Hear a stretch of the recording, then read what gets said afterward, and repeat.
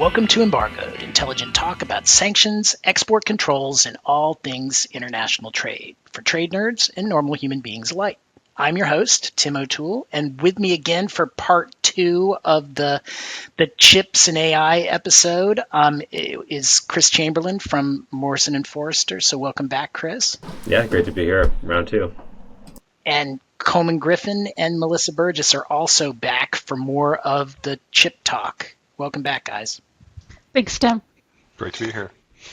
All right. Well, when we left off before, we talked a little bit about kind of some of the AI rules, the AI diffusion rules. We had gotten a little bit into some of the underlying rationales with respect to diversion, but we had a few other topics that we wanted to kind of get into that we just couldn't cover in that completely artificial amount of time from last time. So where we wanted to turn now was some of the work that you did at BIS, Chris, when on AI compute. And so can you kind of talk about how that fits in with data centers and just kind of give us an AI compute 101, what we need to know about the AIS guidance and basically Internet as a Service? Because it is a little bit new and unique that BIS is getting into the service regulation business. Yeah, sure. So I'll talk a little bit about the background, and to so I don't overstate my role. So my work was mostly on the tool side, but as it turned out, everything was really kind of deeply integrated, and so there was a lot of crossover between different rules from a policy perspective too. I think they are integrated, and we can talk a little bit about how potential changes on the AI chip side are likely to affect, or be influenced by tool and chip manufacturing policy, for example. So I think the moment that you're talking about is the same day that the AI chip, or said that AI diffusion was rescinded. So there were really 4 actions that day. One was, the Biden administration's AI diffusion framework was rescinded, which in summary was mainly about this worldwide license requirement, for allies and partners for these advanced chips. But then there were 3 other guidance documents that were published that day, and basically were you can think of it as sort of the flip side of those. So so there were 3 documents. One was on what customers you can have to, let's say, train a model using let's say non-PRC chips. We'll get to that in a minute. There was another guidance document on red flags for diversion of AI chips, and we talked a little bit about that last time. And then the third one was a guidance document or policy statement that essentially alleges that certain Huawei GPUs were manufactured in violation of the EAR, and so potentially the mere use of these chips, for training or for other purposes, would potentially implicate General Prohibition 10. And so without actually publishing any new regulations, there's quite a firestorm of fallout from this, because the potential implication was that now I have responsibilities or licensing obligations as a service provider on who and for what reasons I can extend those services. So from a data center or service provider platform, service provider's perspective, or if you are a data center, like which chips can I use? So which company's equipment and hardware can I actually use? So yeah, we'll pause there for other sort of questions as we guide that. But this was I think a pretty significant moment in the taxonomy of regulations here. Yeah, I mean, a lot happened on that single day. Not only were the rules pulled, but there was all this new guidance in the form of, we're just telling you what to do, but we're not changing anything. Yeah, classic BIS. We're just clarifying. We're just clarifying the way things have already been in however many pages of clarifications it took to get there. Yeah. But I mean, so the services part was seemed a little bit new. let's just say, because it involved, data centers that could be renting out the services. And so, as I understand it, the big focus there was training AI models in China for the most part, and so that was kind of what was new about that. Was there any thought given to writing a new reg, or was just this the put out the guidance and move on from there, since the AI diffusion rule is going away? Yeah, so I don't know, but I would actually, like, this is an area where I can just sort of like offer my professional thoughts on what likely went down. Was that I think there was a sense that they could essentially accomplish the policy objective because there was what I interpret from that is there was some overwhelming sense that there was an issue, or that there had been an issue with how those chips were made, or on the data center side, basically just drawing the same implication from the underlying rule, which is we're restricting the use of chips and the ability to produce chips, all in the interest of preventing the use of frontier models, or the training and use of frontier models for military security, weapons of mass destruction, proliferation, and so I think there was a sense that like, if this wasn't already clear, let's make it crystal clear. So I think that was like that was the policy sense. But on the other side, I mean, I think it does reflect. We talked a little bit last time about sort of use of non-traditional means to accomplish objectives, and I think this is a good example of that. So I think in this area where the government has such deep and broad discretion to regulate, what they say in guidance often becomes considered or treated as effectively the law, and this is almost like without kind of like getting over our skis on it.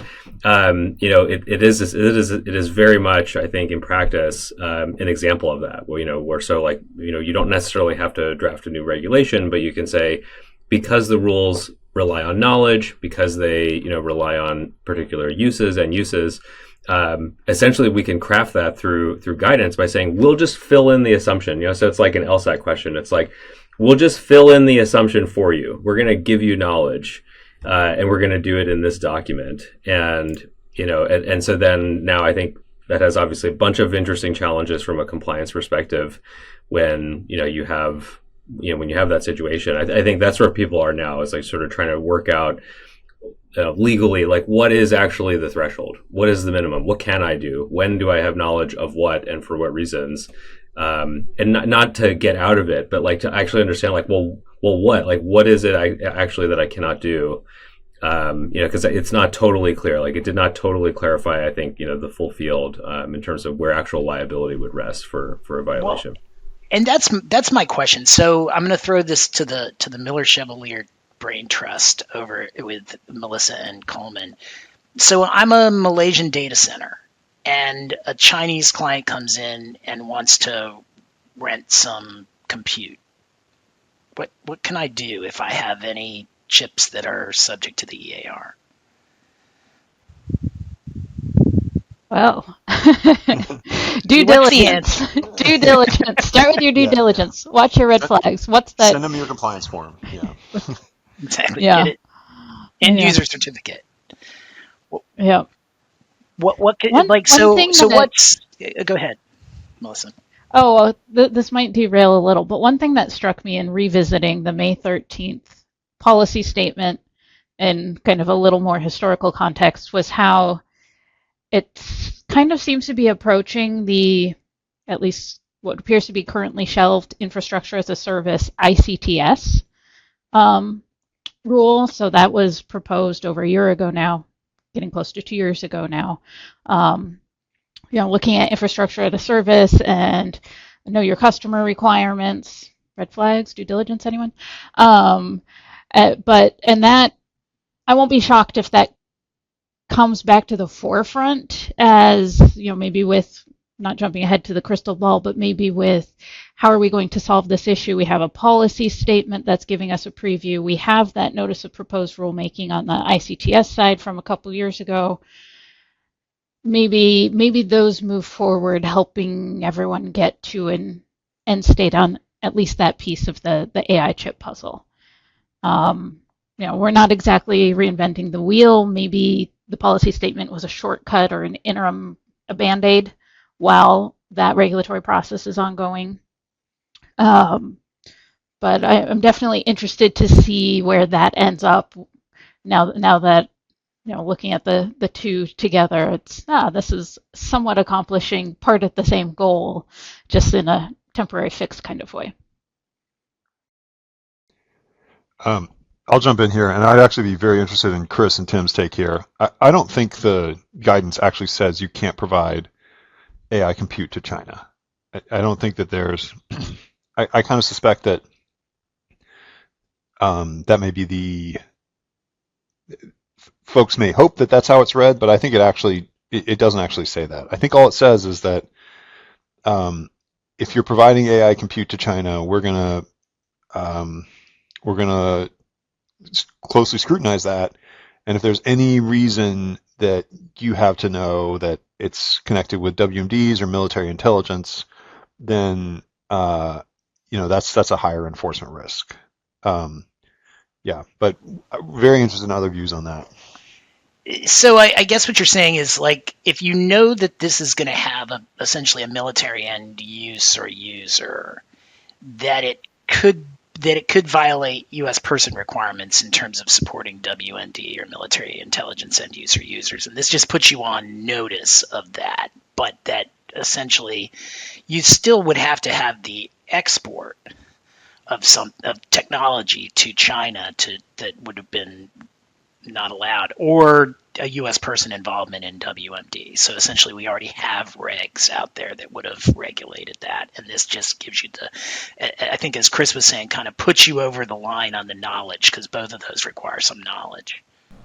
Yeah, so my reaction to this, and like, not to oversimplify it, but like when you step back from it, it's not a regulation, it is guidance. And so like, where does it actually leave us? And so like, one very simplistic way to think about this is that it's basically just 744 due diligence. So like, are you gonna use this? What are the odds that you will use my service, which I've assumed either has a U.S. person involved or is subject to the ER in some way, but let's say there's a U.S. person involvement. I think that's the hook for this, is either you're sending a chip or the U.S. person's providing the service.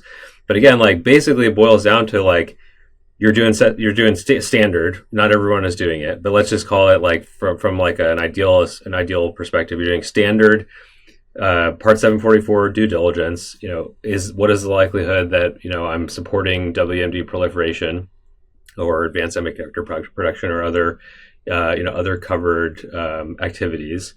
And this is basically a sign that BIS is going to really scrutinize that, right? So like, I think a lot of, because it's hard to screen for that. I think it doesn't happen as often. But like, if you would add, like I was asked the other day, like if I could add one more thing on top of screening, as like a bare minimum to do, I think that one question is just like, what are you actually doing, right? Like, what is the actual end use? I don't actually have to understand it, but like, it's the very first thing. And if it's obvious what the end use was, like, you'll regret have not asked, because like, if it feels obvious, we should figure that out. But I think that's it. It's not like some new, it's not something new. And again, actually, when you reframe it that way, it still is actually quite a high bar. I agree. Like, I don't think it is close to like, not providing AI training to China. Although I think, maybe there were some who thought maybe it could be read that way.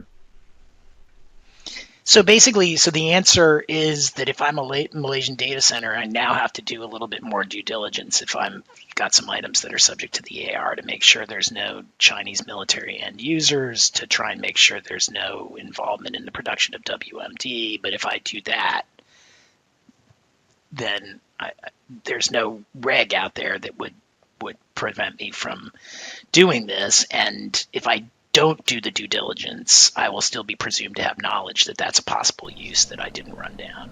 Yeah, I think that's the key distinction here is like, is that BIS would look at the guidance and say, we did, what more could we have done? Like we put this alert out there.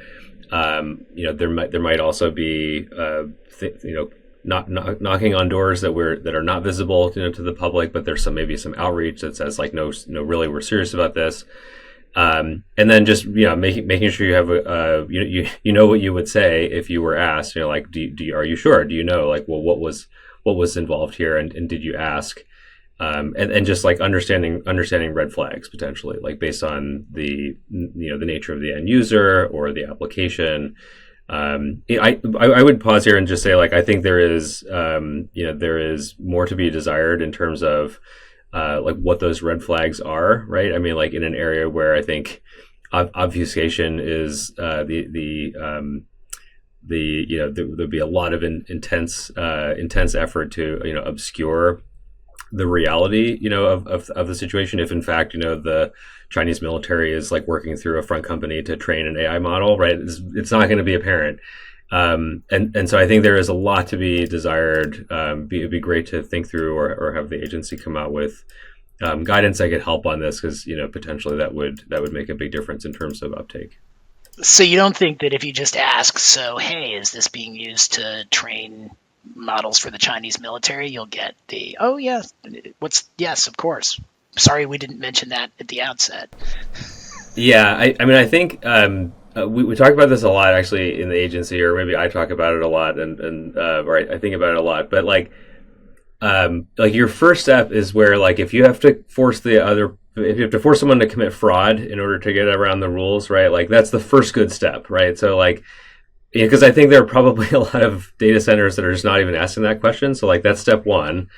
And then like what do we cut down after that? And like what else could you figure out about it? And then probably like there is some risk assessment to be made about and this is, I'm just like pulling things from the red flags, but like, how old is your company? How many people are in your company? Where's your company headquartered? Like can you have any, can you pay us, or does someone else have to pay us? Like, I think there are like those questions that, and like anyone should be asking just from a general, general sanctions and export control due diligence perspective, probably still have some bearing here, on like, when the risk is high or low enough. It's funny. So I often tell clients, part of your job in compliance is to force the other person to either tell you the truth, in which case you can decide what to do, or to lie to you, in which case you'll be protected if the lie, as long as the lie is not something that you could have run down and shown was false, right? So your first step is to make them answer the real question. And if you get a good answer, if it's true, great. And if it's false, you've got to make sure that it is at least a believable lie, basically a lie that you couldn't have detected, because I've had some clients where they've asked the question and they got an answer that, if it was true, would have been a helpful answer, but it was so obviously false that I once had a client who asked a question in due diligence, and the answer was that in exchange for $10,000, 2 days after somebody had become sanctions, they sold them a $50 million plane. And so, like, okay, so you're the true owner of the plane because you bought a $50 million plane for $10,000. Does that sound real? Like, it is. If it's true, it's great, but it probably wasn't, and so you couldn't rely on that sort of lie. But that's what the due diligence is designed to force. Like, what's the story, and then you have to assess, like, if it's true. If it's true, great, and is it true? Yeah, and from go ahead, Coleman. Yeah, jump in. Well, I do think that this guidance, it does create sort of a, I guess all end use due diligence is sort of the same situation where, you ask them to fill out the certification. They say they're using it for commercial and not military use. You screen them, obviously.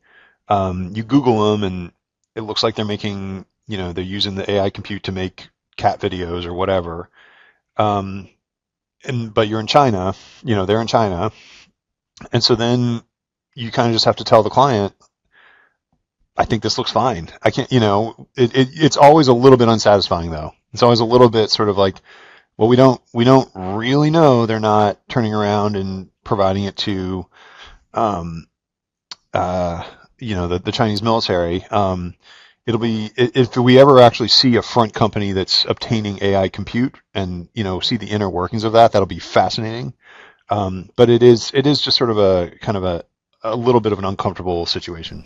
Yeah, I feel like there are sort of two paths of reaction from this, and like maybe the one is like as from a lawyer's perspective, and one is from a policymaker's perspective, and maybe this is why some people say they hate lawyers, but like from a legal perspective, the question really is like, what is the threshold for liability, right? And on that front, I would say like we actually do have it's not quite an ace in the hole, but like I think a very significant factor is like, is this repetitive? Like, is this something that is happening over and over and over, and like we're getting fleeced over and over, we're ignoring it over and over? Because I think like those things get harder to hide over time. Like if it's like one off, or if it's the first one, we can say, well, we can get comfortable with this. But I think like that is actually the basic reason why we have like compliance programs, or we have, like occasionally we should stop and ask, right? So it's like, we've talked about this in the context of, financial institutions, right? Clearing one payment for an entity list company, like that's not facially a violation, right? If you see 100 of them over time, and they're like with entities that are so highly subject to highly restrictive controls, like you pause, right? But where is your threshold of liability? And again, this isn't answering the problem. We'll talk to that. But like, this is like, well, what is your threshold for liability? And I think that's where like you do have some comfort in like, what can I do over time to mitigate that? Because I think that will have like a major practical implications for like, whether you would be stuck in an enforcement action at all, but also like how bad that could go for you, if it was like just one versus repetitive. And then on the policy side, I think this is one of those scenarios that really highlights, like one of I think the strengths of regulation, which is, if you can't get comfortable, or like you're worried so much about lies, right? That's when you should regulate more. You should do something different, right? And ideally, you're going just far enough so that you can like eliminate the ability to lie around it. Obviously, then like what that is balancing against is like, well, you're going to have to lop off more healthy flesh, to get at the infection, right? And how much are you willing to cut off by just saying no to everything, right? And so, I mean, fundamentally, I think this is that balance on the policy side. Completely. And it's the balance that we have to go through with the clients, because on the one hand, like you could always ask for a license to do almost anything, right? But the whole system would break down if everybody said, anytime there is risk, I'm going to ask for a license. And the system seems designed to have kind of people do their own classifications, people do their own due diligence, and I think statements like this are just kind of guidance on what to look for. And as long as you're paying attention, then you're still like, there's still going to be risk, as Coleman said, because you're never going to be able to get to the bottom of exactly what's happening in China. But at least if you can be on the lookout for it, you'll catch some of it, or at least you'll decide this is too risky with some of it. But I mean, anything beyond that would just break the system down, because essentially if there was any risk, you'd never do a deal, or you'd just always go get a license, in which case BIS licensing would just come right to a halt. I think this is so instructive. It's just one of my favorite points. Like I've reached that point in my career where like I'm an expert. I know I'm like an export controls nerd, because like I have my like little bag of set phrases, about like what understanding export controls. But basically everything, in the ITAR, like in defense trade, you can say, well, like we can tell you that you can't export this at all, right? Because like the Defense Department, with its $600 billion budget and all of its friends around the world, will buy 100% of your stuff. So like we don't need to preserve any market for you. But the fundamental nature of dual use export controls is everything is on a spectrum between no export controls and no exports, right? So like you do have to choose where along that spectrum you're willing to live. And, like one common refrain is like, if no one is happy, you're probably in the right place, right? Because you found somewhere like that balance in the middle. But like, that's exactly right. So like, I think that is I personally think that is what is so fascinating, what's so rewarding about working at BIS, was like, it's not a balancing per se, but like you do have to have a market. Like that's fundamentally the reason we're doing it, is so that like we can have companies that flourish and and get better and can contribute all the wonderful things that that we can get from that. But so like we have to be mindful of like do no more harm than is necessary, right? And so like that's where I think in this context, like I think it's very instructive now too. Like I think we are in a in a more like diffusion orientation, and from that perspective being the best way to the thing that's best for national security is to proliferate the technology, make sure that it is the technology that is the basis for the rest of the technology stack. Like there are other ways to phrase that we can avoid, but fundamentally like that I think is like a is just conceptually reasonable, because for that exact reason, like you are trying to decide where along the spectrum are we going to draw controls, and I think that's how you can sort of tie that back into this this question of like AI data center and chip controls. Chris, I don't know if I'll ever write a BIS press release again, but if I do, I'm going to make one of the principals say in a quote, if nobody is happy, you're probably doing the right thing. Words to live by. Yeah. I'm thinking about what other contexts of my life that might be true, but Exactly. I do want to come back to this just a little. So I think it's important in this context to remember that national security isn't the only reason for control that BIS works with. You could kind of say that's the only reason for control on the ITAR side of things. And CFIUS, national security all day. But here we have that kind of balancing act of, yes, we may control things for national security, but one, that definition can be very flexible. And two, we look at other reasons for control, regional stability being a common one, anti-terrorism, many others. It's probably been a while since we've created a new reason for control. Maybe now it's time to. Time has come. Yeah, I don't know. Exactly.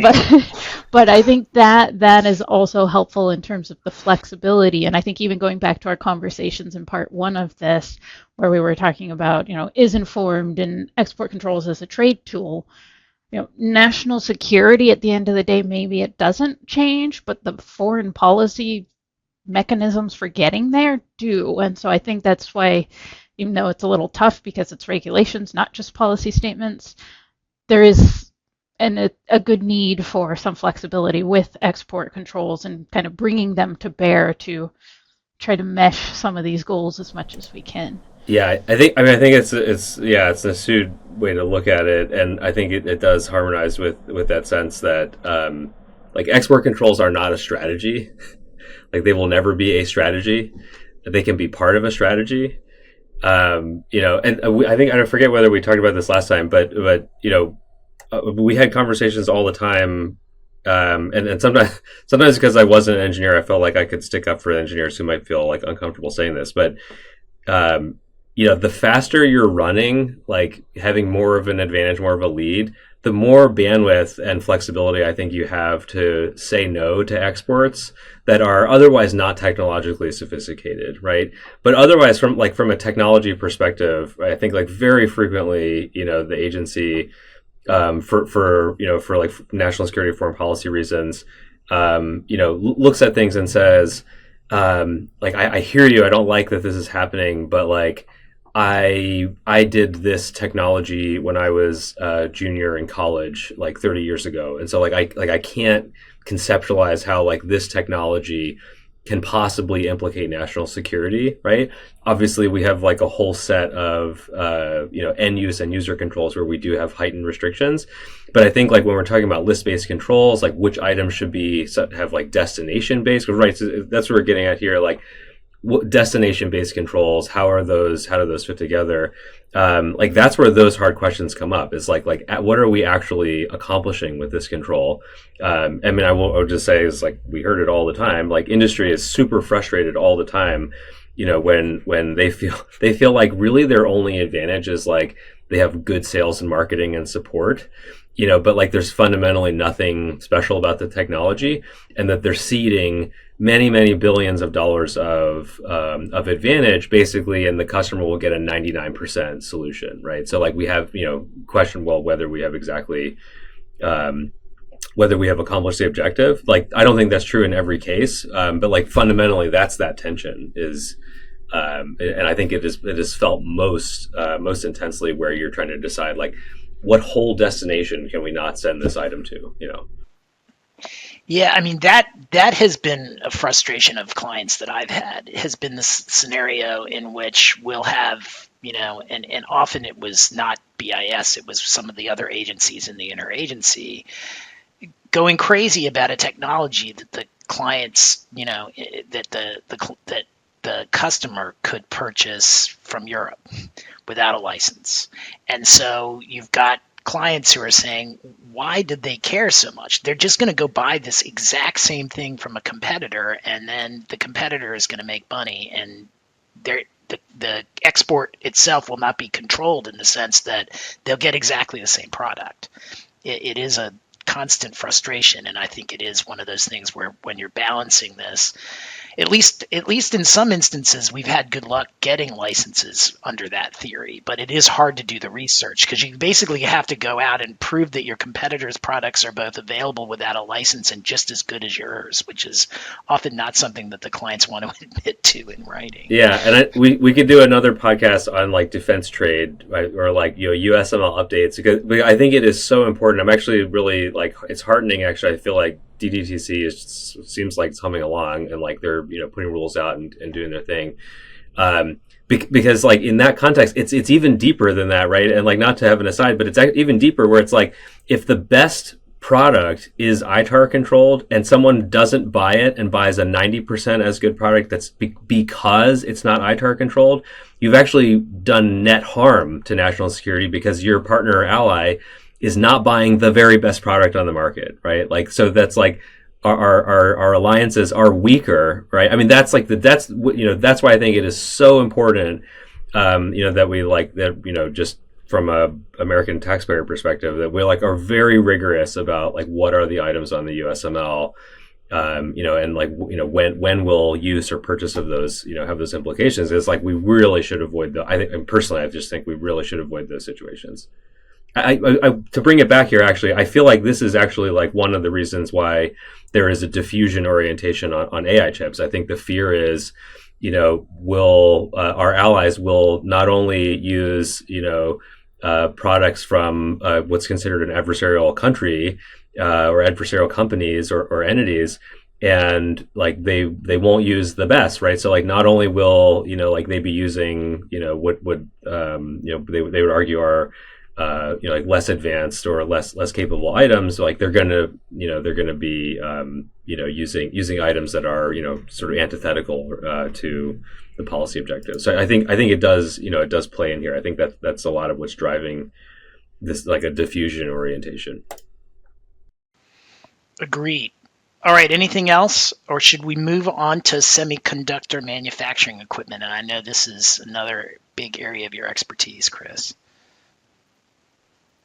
I think we can move on. I just want to make one more ITAR reference, and Please. that is SME. If you're wearing an ITAR hat, Yes. we are not about to talk about that kind of significant military equipment. No. I know the first time I saw the rule, I was so confused. It's like, why did they choose the same acronym? I know why, but why? No asterisks here. I promise, if I could go back again, I would have just said wafer fab equipment, and it would have been WFE, and everyone would have known what we meant, and we would have harmony with the universe and harmony with industry reporting, but alas, we did not. So did the auto pen do that? Is that what happened? Yeah, I can't blame ChatGPT for that one at this point. I can't blame AI for that one. So yeah, I would love to talk about this. And if I start rambling, it's because I spent a ton of time on these rules. Working out in a couple of different iterations. So I think there were really two big since I started. There were two big ones. But why don't we just briefly tick through the sequence?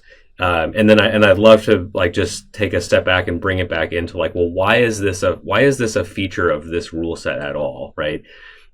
So I think we talked about this last time, like going back to like the Jake Sullivan speech, where we're not just going to stay a couple of generations ahead. We're going to try to have as big a lead as possible. This is a once in a generation opportunity to control this, asymmetric technology. So like we have to do it. We have to get it right. And basically, like we're going to put all efforts into this, and so then like basically there are multiple prongs to this, right? So there's the AI chips, so like where can you send them? There's restrictions on support for supercomputing, right? So like AI chips or other high performance compute resources, where can you send them? What can you support?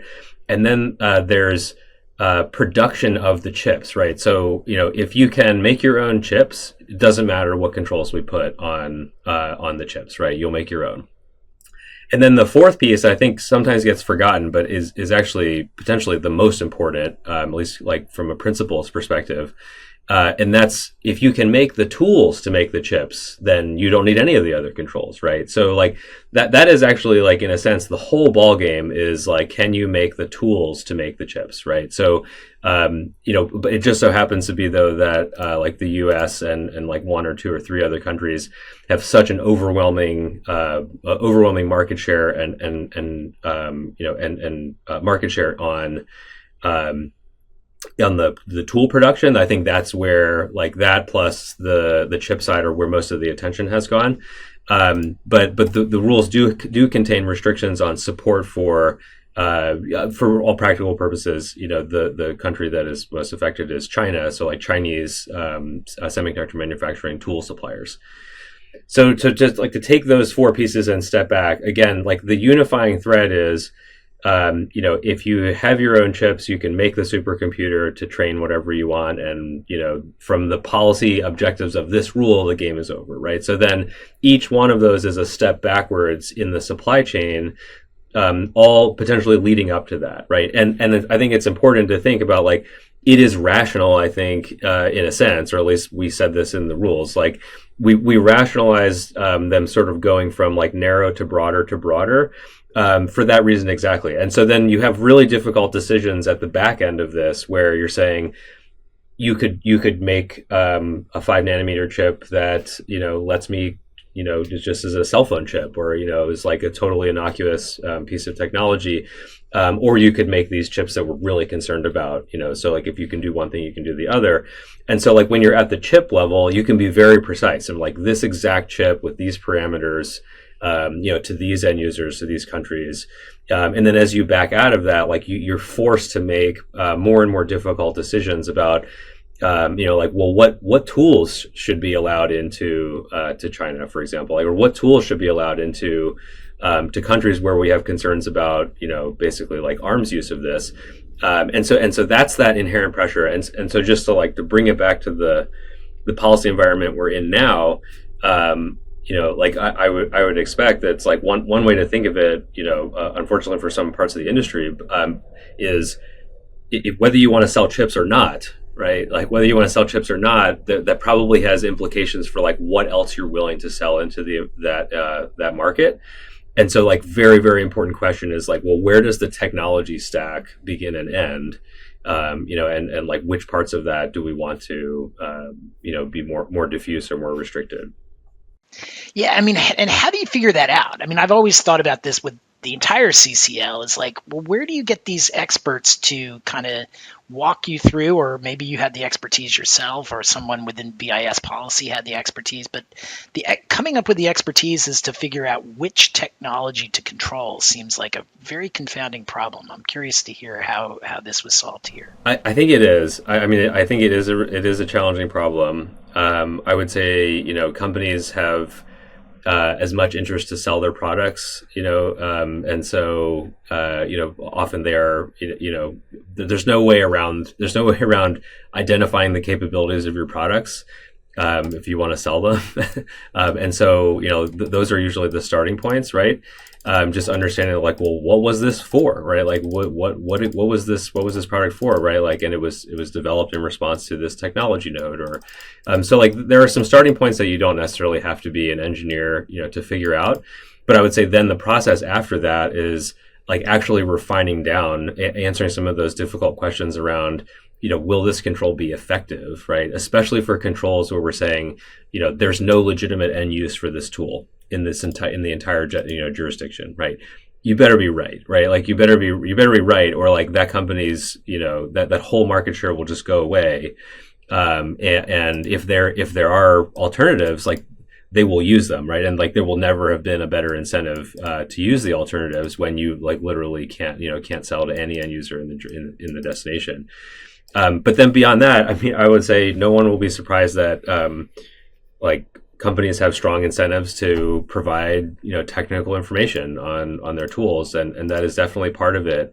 But I think it's it gets really challenging because like from a regulatory integrity standpoint, or at least like I thought of it in this way, it's important, like one, to make sure that like you are addressing industry in a fair way, right? So that like you're not overemphasizing or underemphasizing any particular part of industry. That takes time, right? Like that takes a lot of time.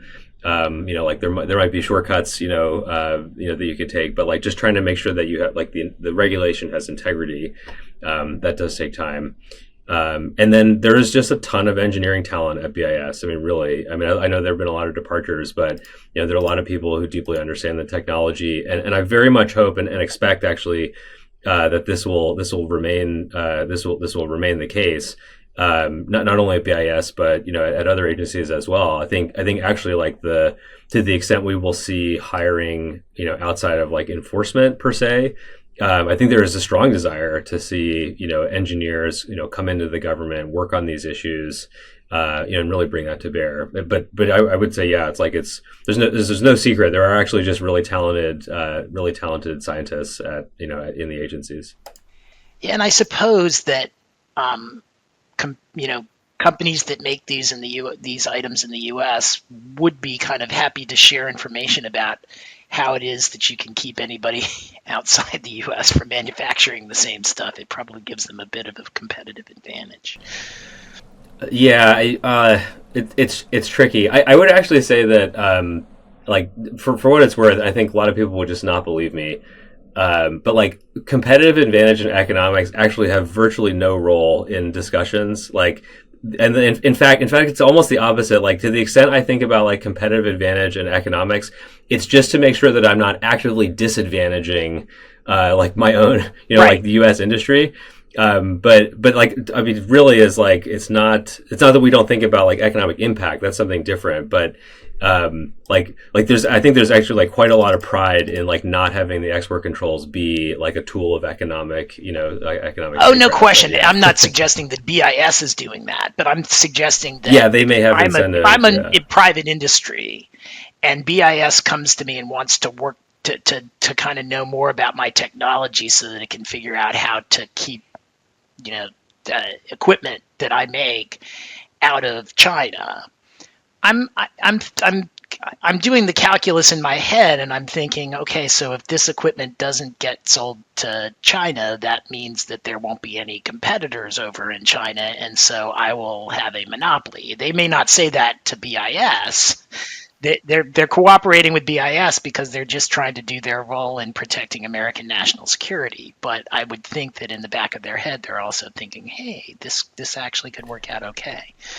Yeah, I think like BIS is happy to have like the economics work out too, right? And so in that sense, like whatever their incentives are, yeah, I do think like as a regulator, it is important to like deeply understand those incentives, and I think sometimes it is really helpful to work where you feel like everyone's incentives are the highest, even if our incentives are different.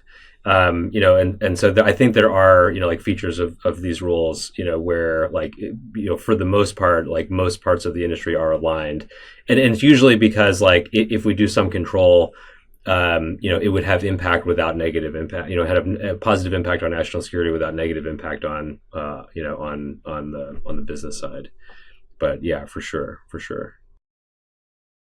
Any more discussion about kind of where the rules went on semiconductor manufacturing equipment? Yeah. So I mean, there's like. I think like it's now a common refrain that like, well, we've reached that time of the year when when rules come out.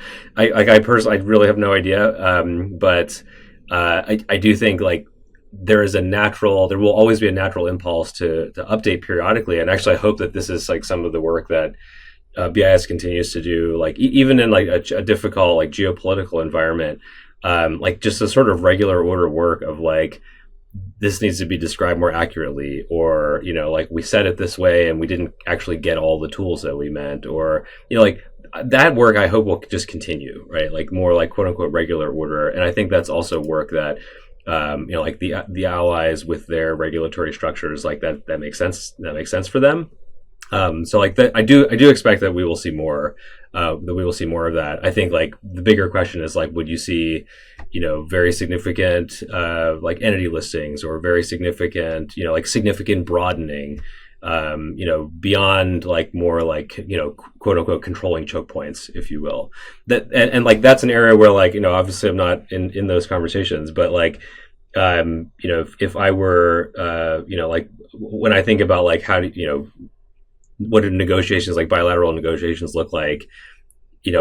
Both sides are always going to have some threshold of like, well, we're just going to keep doing this because like this is inherently important to us, and we can debate like, which things one side or the other considers like punitive and unreasonable. But like, I think there is like a basic core of stuff that's like, we're going to keep doing this. Like, we're going to keep doing this because this policy is important to us, and so like, don't fault us or like retaliate because you think we're doing something untoward. Like this is just basic, this is just basic policy. So I do think for those reasons, we will see those, hopefully we'll see those continue, and I would characterize it as refinement, making sure that the controls are effective, that they are, evenly applied and that they work. Continued evolution. Yeah, that's a good way to. Yeah. Like it's not splashy or flashy, but like that is right. There are wins to be had there, I think, and even if it's just like improving the operation of the rules as they are. Yeah. Great, Melissa. Any predictions in terms of where AI export controls policy is going? Well, sure. There's a temporary general license that's going to expire December 31st. So your prediction is by December 31st, it's going to expire. Something will happen. Yeah, we didn't even talk about BEUs, but yeah. Yeah. I think if, kind of echoing what Chris said, if any lesson was learned in the export control reform process, it's that technology advances, and I'd say in the semiconductor world, and the way the controls are framed compared to the ITAR, the regs are going to have to keep updating, to keep matching what's the most advanced, what are we most concerned about. This isn't we're regulating all advanced AI chips like we're regulating an F-15 or an F-18. This is what are the ones that are now kind of everyday use versus these are the ones we're really worried about. We're going to move closer to the quantum age and we'll be looking more at things that way. But besides that, I think we will probably see, as we did over the last 3 years, more adjustments as BIS understands. This is tooling for legacy chips. This tooling, again, it's available from anywhere, so let's not restrict it or not restrict it beyond end use and user controls. And there may be some adjustments of, well, they're developing some indigenous capability in China, Macau, etc. So maybe we'll actually loosen our restrictions just a little to see if it affects how they react, essentially trying to channel their reactions and their development by maybe actually strategically loosening some controls on, I won't say non-sensitive items, but perhaps less sensitive items, again, to kind of maintain that advantage. We've seen that on the standards-related activities side of things, where we actually got a new set of exclusions from the EAR. Again, it's standards. It's not. I mean, yes, it affects the economy and major markets in many, many ways, but in itself, it maybe doesn't have the same immediate economic calculus or effects that, say, a new set of semiconductor or tooling regs would. But definitely, that's an example of BIS adapting and over time, but adapting to, we need to retain this competitive advantage while trying to keep certain activities and entities in a box, and maybe we need to readjust how we do that. So more evolution based on kind of lessons learned. Lessons learned. Yeah. So Coleman, I want you to go to your crystal ball. Tell us when this is going to be resolved, and then what's going to happen, and whether it has anything to do with the trade talks going on with China. You've got 30 seconds. Thank you. There we go. Did we miss the best part? You guys would have loved it. No, I'm kind of landing where everybody else is. I think we have the fundamentals of the AI regime, what it's going to look like going forward. There's going to be some no-go countries. I think they're going to tweak.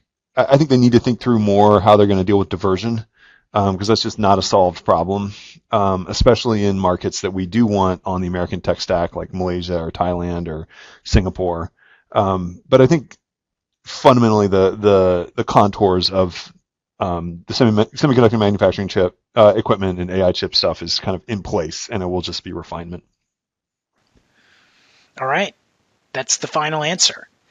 But because it's September 30th, and today is the day that BIS has come out with its version of the longstanding OFAC 50% rule, which has now applied kind of an ownership test to sanctioned entity list entities to determine whether or not unlisted companies 50% or more owned by the listed entity are now subject to the same restrictions. Let's throw that out there. And anyone have comments on the new 50% rule? I know we've been waiting for this rule to come into place for a while. It's been widely previewed. I'll just go around the table. We can start with you, Chris. Yeah. I would start by saying I think like the only way this could get worse is to drop a huge rule like this and then have the government shut down for an extended period of time. But as it happens, it seems like that is maybe the most likely scenario as I sit here at 2:32 on September 30th. I think implementation will be really easy for some companies and really hard for others. And just like in the first 24 hours of this, I would step back and say like it's an absolutely huge role to play. Like this is, I think, the moment to shine for like the screening companies. So I think have been working really hard on this for a long time, and like just like compliance heroes in every company around the world who are like getting their moment and hopefully budget to like buy the screening tools that they need. I think that will be one silver lining. Like as hard as this is, I think that will be like a silver lining going forward. Like we'll have a outsized let's say like positive externality on like export and sanctions compliance and enforcement more broadly. So I would predict that and then just I do think like it will be super important just to get into the weeds on like how do we actually disposition hits now? Like what are we doing? Like we're gonna get a bunch of hits. What do we do with that? And I think it's a tractable problem, and so I think that's probably where most of the effort should be. Is just like coming up with something that people feel like the company feel like is reasonable, based on their risk, the risk tolerance and their profile. Like I think that's probably where most of the work is right now. It's a huge change, though. I mean, like there are now, do we think thousands of unlisted companies that, tens of thousands even that are on the entity list? And this we wondered whether we could use the word exponential. I don't know, this is logarithmic, or I don't know what the right word is, but it's just dramatic. I think it could be very dramatic, and I think part of that has to do with like the inherent incentives that were already built in to like create, let's say like obfuscating to obfuscate, ownership. I think like this is just amplifying all of that significantly. And do we think that an analysis was done of like how many new companies this would add to the entity list and how much interaction they have with Well, US? Tim, there will only be 275 more licenses. Actually, I saw that. I was a bit skeptical. Like I can think of some companies who will have like single end users who will get more than 200 licenses. Yeah. But God bless them. Coleman was not in-house for that crystal ball prediction.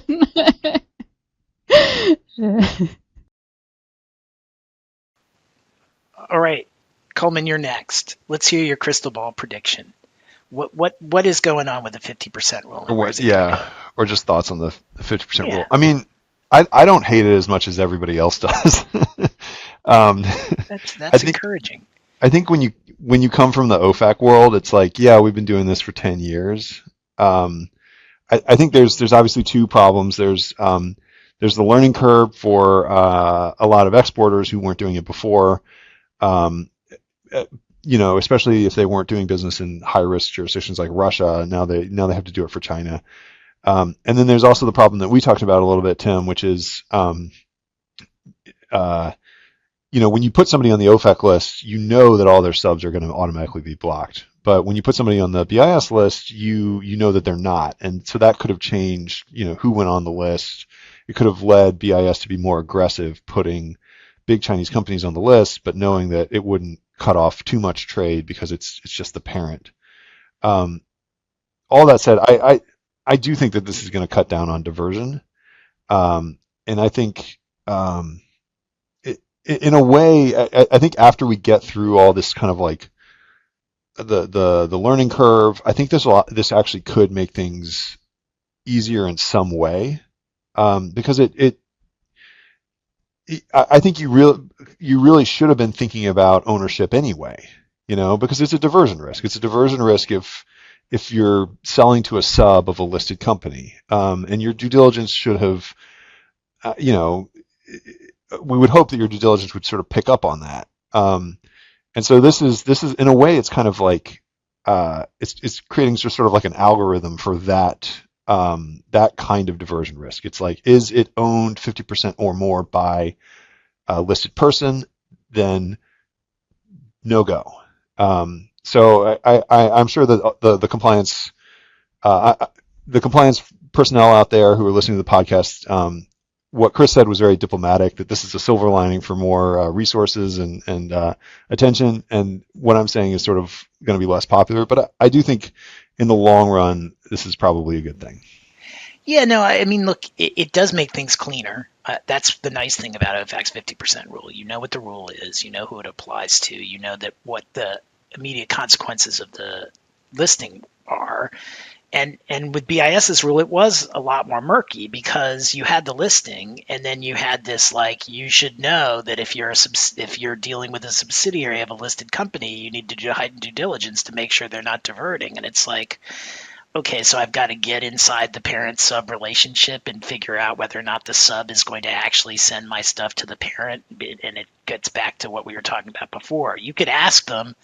I'm guessing that the answer would be no. Of course, we're not diverting it. We're keeping it for ourselves. And then what are you going to do? Because I mean, it was tough before, and now the answer is just no. We need a license. We can't do without a license. So it does make it easier. But I just worry. I have to say that there are companies on the entity list. I mean, my understanding is that part of the reason that BIS and not OFAC have gone more after Chinese company listings is because the huge consequence of an OFAC listing where you are listing not only the parent but all of the subs, and so you could do an entity listing and be more targeted. And so to the extent that was actually happening, we've now gone back and potentially without, maybe there's only we have thought about it and there's only 270 instances we think might be an issue, but without kind of going back and figuring out, okay, now this targeted listing has become a listing of the entire family.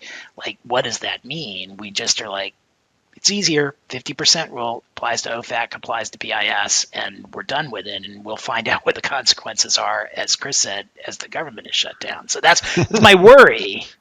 But it might. I hope I'm wrong. Yeah, I think one thing that I think it's important to press on that you're getting at too. And one thing to keep in mind, and like this is like not that it needs to be any harder, but like maybe it would be helpful to be more clear.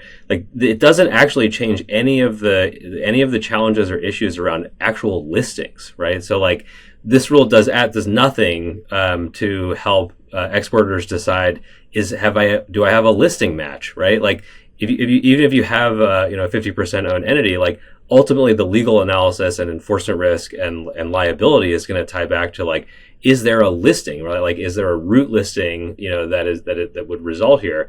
I think some of those questions do go away, when you're talking about like, anyone owned, because then you have, then you're talking about anywhere that subsidiary is. But like, what is the actual entity at that address, right? And like, I'm not sure the rules have like, I think there's probably still some room for clarity, in ways that would be helpful, no more burdensome, but like potentially less burdensome, just in terms of being clear about what is actually the restricted entity, right? I mean, that's like, in a sense, like the 50% rule almost doesn't really make sense for purposes of export. Like it could be something totally different, because we're not talking about assets or money or like, ownership, right? Like the point of export controls is like, who gets the thing, right? Like who can have this thing?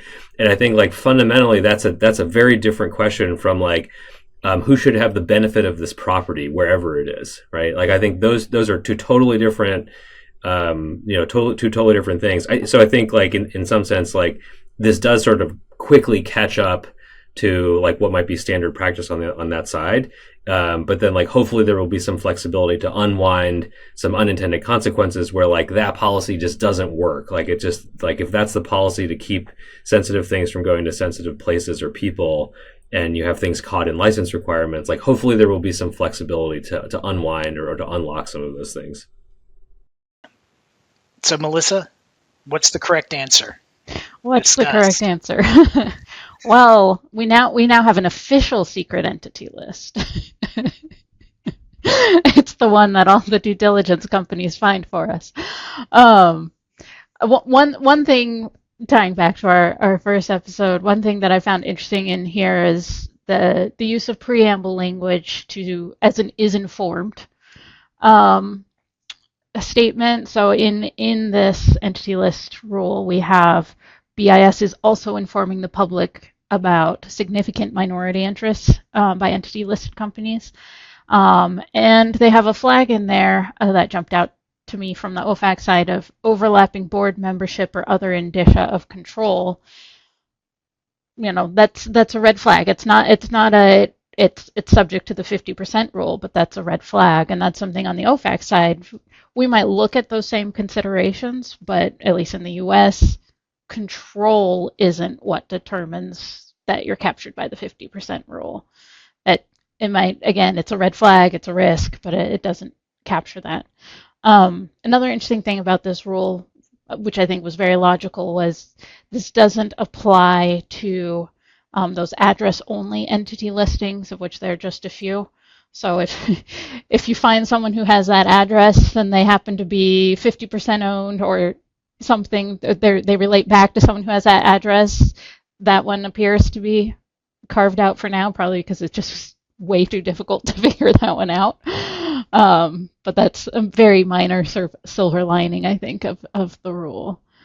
But yes, it'll be interesting to see. Again, I think for a lot of companies, it's going to be very little change. And it's really only going to be those marginal cases, which were probably already marginal to begin with, in terms of you have just enough information to see a risk, but you don't have enough information to clear the risk. So what's your business decision on proceeding, or no, the red flags are just too big, it's not worth it?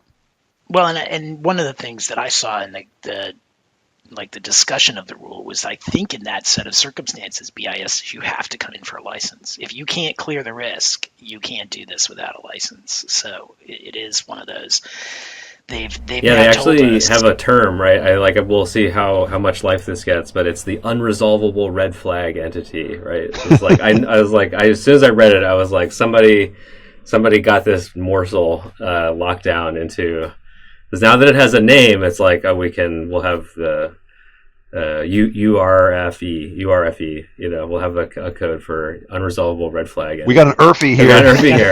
ERFE. Yeah, there you go. That's right. All right. Well, on the ERFE note, I think we're going to end it. Thank you, Chris, for coming back and finishing the discussion. Very It's happy great to. having Yeah, you. this is terrific. Yeah. And Melissa and Coleman, thanks as always. All right. Awesome. Thank you, everyone. Thanks, everyone. Stay export compliant.